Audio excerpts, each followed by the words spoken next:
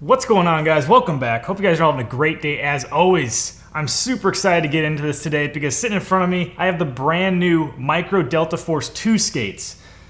A big reason I'm super excited to get into these because these are my first carbon shell skates I will ever have been on, as well as these are also really geared towards more like a slalom freestyle skate. And I've never been on a slalom freestyle skate before, a skate geared just towards that. They're also classified as urban on their site. I was really excited to see a skate that's really geared towards slalom skating or freestyle skating, and see if that kind of skate really kind of crosses over well into the urban world as well. So before I get into this overview of this new skate here, I just want to say thank you to Micro Skates. They did send these skates out for review, but all of my opinions will be my own, so let's dive right in. So before we get into the overview, a couple things. In the box, you get a nice little blade tool, obviously the manual. And it's actually pretty good information. Like, they have kind of just some basics on like even starting to get, if you're a beginner, how to start skating. There's some really solid knowledge bombs in here. How to rotate your wheels, take on off your brake, general cleaning. The stuff that a lot of people like myself take for granted. It's just nice to have in a little booklet like this if these are your first pair of skates. But that's what comes in the box. Obviously the skates do too, so let's take a look at this skate here. So first off, I have to say these skates look pretty sick to me. I mean, I'm always a fan of that all black, that black on black look. There's something about them, probably it's a carbon fiber, but they just look like a really, really well designed skate. Like I do with all my reviews or overviews of the skates, we're just gonna take it from the top down. So let's start with the buckle and the cuff here. First off, we have a nice carbon fiber cuff, which I've never skated in my life. This thing is literally solid. It's hard to even squeeze. That thing it's a tank. I love the back, the low cut, V cut here, and even that kind of higher cut right here. The styling of that looks so cool to me. I really enjoy that. The buckle, I'm not a huge fan of this where it's like this double side tap down to release thing. Not my favorite buckle system. It is all plastic except for the lever is metal. That's kind of a nice touch, the ratchet part. The details on this are so nice. Like the strap goes through like a nice little like logo kind of stitched on place.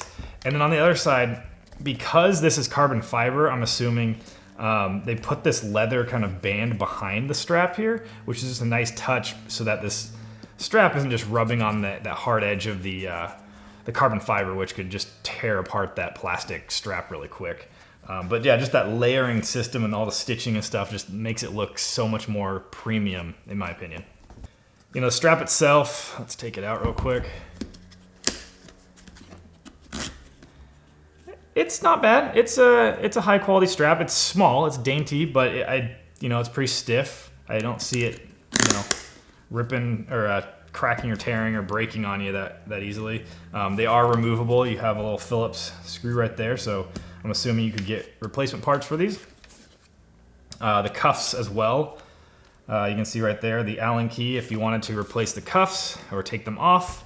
That is available to you.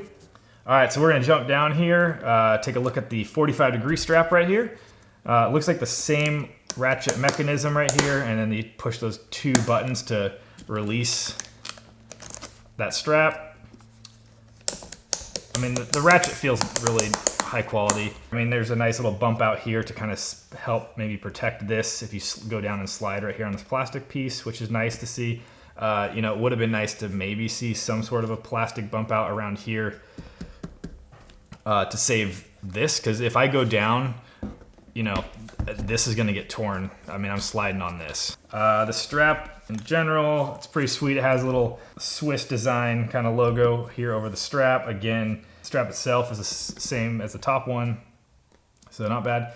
And then this is a new one for me, at least, because I don't skate slalom or freestyle skates all the time, but there's this, I guess, 4-foot strap. I don't know. I mean, correct me in the comments below if I'm wrong, but I'm calling it like the 4-foot strap.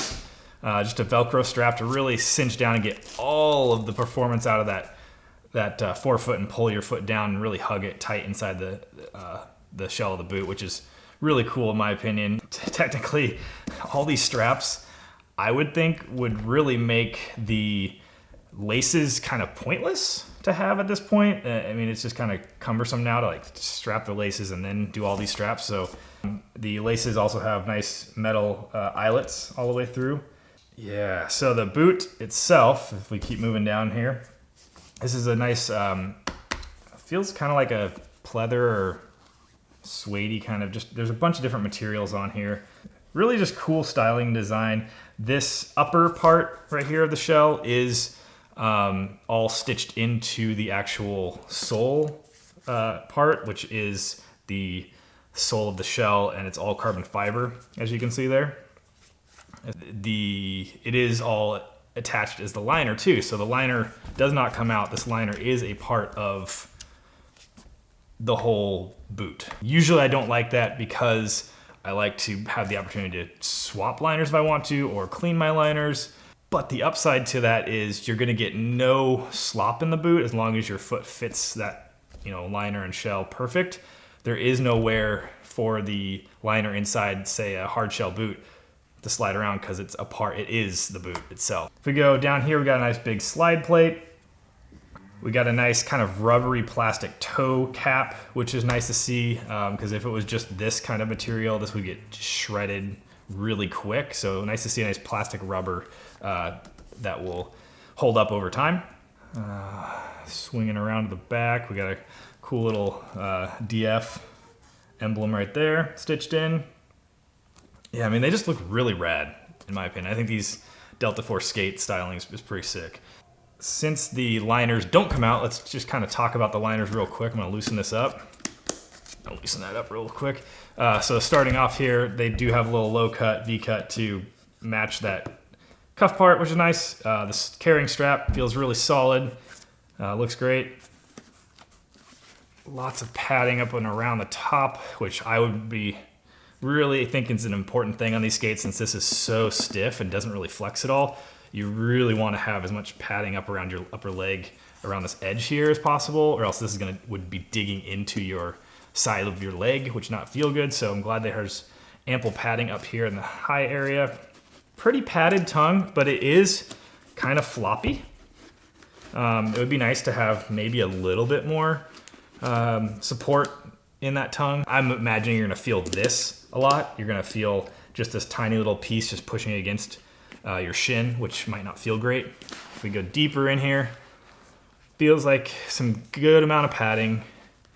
They are probably gonna be a pretty comfortable boot, I would imagine, as long as they fit right. Nice deep Achilles pocket for the heel to keep it in place. So insole, really, I'm actually really surprised with this insole. I would have imagined on a high-end boot like this to have a little bit better insole. This is very thin. It is a dense foam, which is nice, but it's very thin. There is really no shock absorption on these insoles. I'm not feeling any shock absorption within the shell. Nope, there's no shock absorber in there. So that's kind of a downside. So if you were buying these for, say, urban skating, where you're kind of doing wall rides and bashing stuff, stair bashes and jumping downstairs and whatever, you know, doing more jumps and hard landings, that might be the Achilles heel of these skates for that style of skating. Let's go ahead and check out these frames, wheels, and bearings. These are the most unique looking frames I think I've ever seen. It kind of gives it that dance kind of like, you know, flowy flavor to it. Like, I totally understand it. I just hope the rigidity by taking away that cross member here. Hopefully they are nice and structurally sound. They're called the Melt 243, so they are a 243 millimeter frame wheelbase. That's a very standard wheelbase for all 4x80 frames. I believe they are a 165 mount. They are a race axle, so if you can tell, there's no axles or Allen key points on that side. All I need is one Allen key to get them off, or get the wheels off, so that's very nice. The wheels are an 80 millimeter 82A Tornado. That is a very soft wheel, mainly because this is a freestyle slalom skate. And I think a lot of freestyle slalom skaters are skating on either very smooth, flat pavement or they're skating indoors. That might be the reason. You know, I don't do that kind of skating all the time, so I'm not in that world and don't really know it. So I'm assuming that's why they decided to go with an 82A. Usually I don't skate anything softer than an 85A. 85 is pretty much the standard for just an urban skating, just any kind of outdoor skating. These are going to get chunked and torn up and worn down way quicker than an 85A or harder. But, you know, if I'm just taking these for, you know, doing some flatland cone, freestyle skating type stuff, you know, these would probably hold up just fine. And then inside them, they are a Slalom Pro 9. I would imagine that's an ABEC 9 bearing. Seem pretty smooth and fast, so that's a nice bearing to come with them. Oh, you know what? I almost forgot. The last thing I want to say about these frames is this is a rockered frame. So if you guys don't know what rockered frames are, it's kind of sweeping the inline skate world for big wheel skating at least. And it basically means that at any given time, you're not on all of your frames when you're riding flat. Just the center two wheels are touching right there. And then if I lean back on my heel, the back two wheels will touch. And then forward on my toe, the front two wheels touch. This is quite a big rocker, especially for such a short frame. 243 rockered is going to be like, you're gonna be able to turn literally without going anywhere. Like just the tightest little turns and swirls. I think these are gonna be the most nimble I've skated on to date. Well, maybe not. Maybe the 5x72s might be a little more nimble, but still, this is gonna be a very nimble frame. And that makes sense because when you are doing slalom skating, slalom skates, they come with rockered frames for a reason. And that is to kind of do that nice slaloming, easy turning, twisting, dancing stuff on flatland, kind of like wizard skating.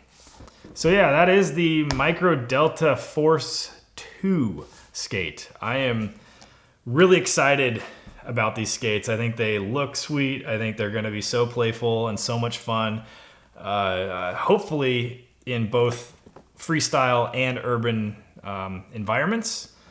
If you guys want to know, join me next time because that's what's coming up. It'll be the full review on these and my skating on these in both freestyle and urban settings. So join me in a couple weeks from now and check it out. If you have any questions or kind of, you know, things I missed on these skates, please let me know in the comments below. If you guys enjoyed this video, you know what to do. Like, comment, subscribe, make sure to ring that bell so you don't miss any of these uploads. And until next time, guys, just keep rolling.